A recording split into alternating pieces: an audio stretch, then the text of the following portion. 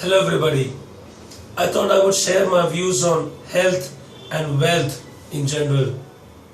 I like to believe that I'm not that materialistic a person and that I have some sort of a spiritual interest in things.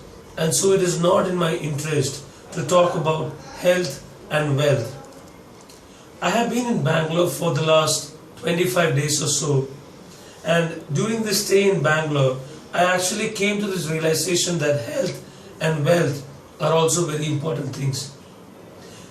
Probably those who know me will recognize that my voice is not that good. So you will know that my immunity is not that great. And when my immunity is not that great, my health is not that great. And when my health is not that great, my productivity is not that great. When productivity is not that great, results are not formed. And when results are not formed, you will not call yourself a successful person. Because success really lies in the results that you're able to bring into things. Do I have real results to talk about?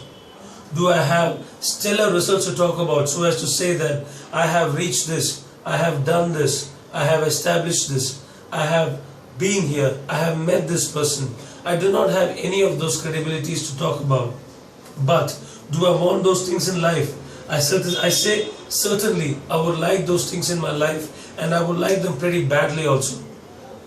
So this brings me to the concept of wealth, because wealth for me is some sort of a success that you talk about. And without spiritual success, I don't think that material success is something that can easily come by. Because it is through spiritual success that we actually reach material success also in one way or the other.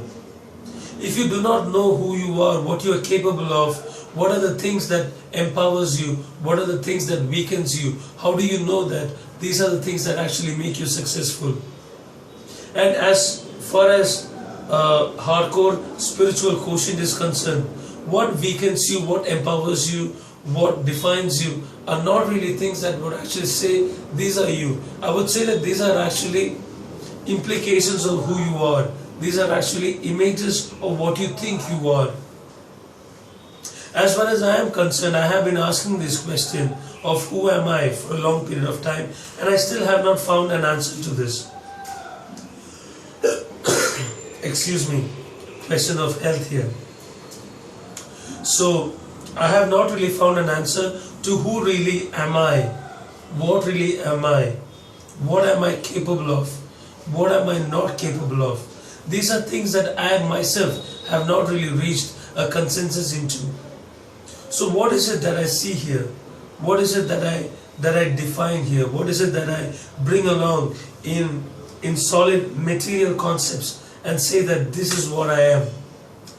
Materialism for me is almost an obscene word. It's almost an abused word that I hate to use. Because I like to see that I am not a material person and I don't want to be put in this mold of a material person. I feel that calling yourself a material person and being interested in money and things around you is almost a thing that you say that it's not correct. But then I ask this question again. What is wrong if somebody has a lot of money and who still is not attached to that sort of money or to that sort of wealth, so to say? What does it bring in? What does that kind of an idea really bring to the surface? This is what I wish to explore in some detail. I would say that I am not that successful a person.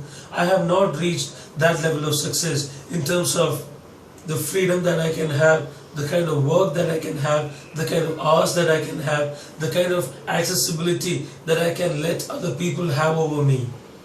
Right now I would say that anybody can actually crawl over me and say, why are you doing this? Why haven't you not done this? I do not have that aura of protection around me wherein I can say that please do not ask me these questions, because these are not the questions that I would like to have some answers on.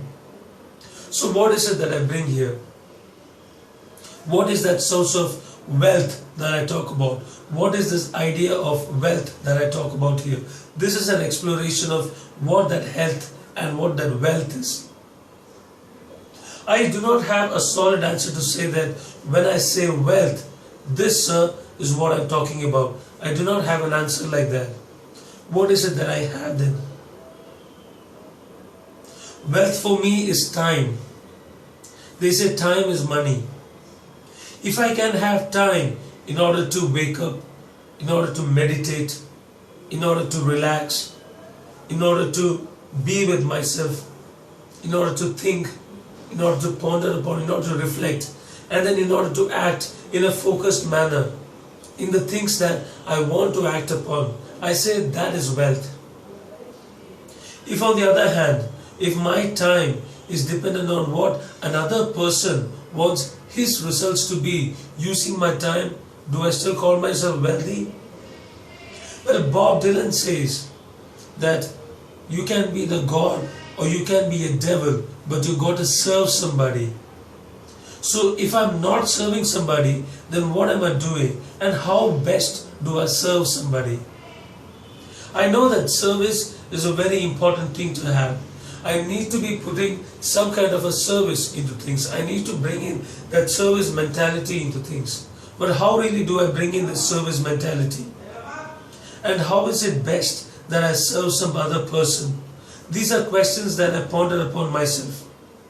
Wealth, I would say, is that which helps you serve another person in the best possible manner they can. Now, every person has some strengths and some weaknesses. How is it that a person who is strong serve another person, and how is it a person who is weak that serve another person? Again, a person who is strong with numbers may be weak with colors. A person who is strong with execution may be weak with creativity. A person who is strong with his body may be weak with his character. A person who is strong with his character may be weak with his physical strength. So there are again priorities and differences in the ways in which different people are strong and how they can serve another person. Some people are good with computers and software and execution of things, so as to say that I can bring in 5 people and let those 5 people work in the right manner, and I actually lead these 5 people.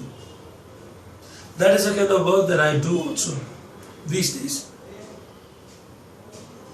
But do I call myself a strong person, so to say that I am really capable of leading these 5 people in the right manner? This is a question I would like to ponder upon. So when I take a look at these things, my mental health also comes into my material wealth. So your mental health and your material wealth is actually quite connected. How really do I bring in these different concepts together? How is it that I bring in these concepts together? This is something I would like to explore a little bit upon. I say mental health and material wealth. We have all heard about law of attraction, that what you think you become. You think of money, but you obsess over money, you're not going to get money. You're obsessing over it like, I want my money, I want my money. I will do whatever it takes to bring in that money. Will you actually reach that money? That is a question here. On the other hand, you are thinking, I want to serve somebody. I want to put my strengths into some kind of a service mentality so that I can put in something into service and I can help somebody else do something, and in that manner, if I get some money, then let it pour to me. So, if my priority is in actually helping some other person reach their goals and through that actually get some money by myself, then probably something might help in that kind of a manner. So here I am actually connecting mental health and material well-being. How do these ideas actually interact with one another? What do you think about this? Does mental health and material well-being actually coming together? Now let us take another aspect of things. Physical health and mental well-being. A person who is physically weak can usually be seen as an angry person, a dejectful person, a hatred-filled person, a basher, an abuser. He may be abusing substances because he is physically weak. He may have problems in his heart, in his lungs, in his brain, in his skin, in his bones, in his back, in his knees. And these actually help affect your mental well-being as well. So physical health and mental health also have some connection.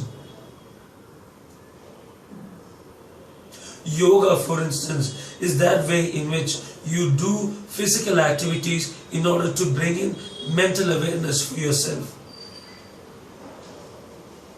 Now, I wouldn't call myself a very physically well person, but still I would say I am mentally quite well. But still, am I mentally that well?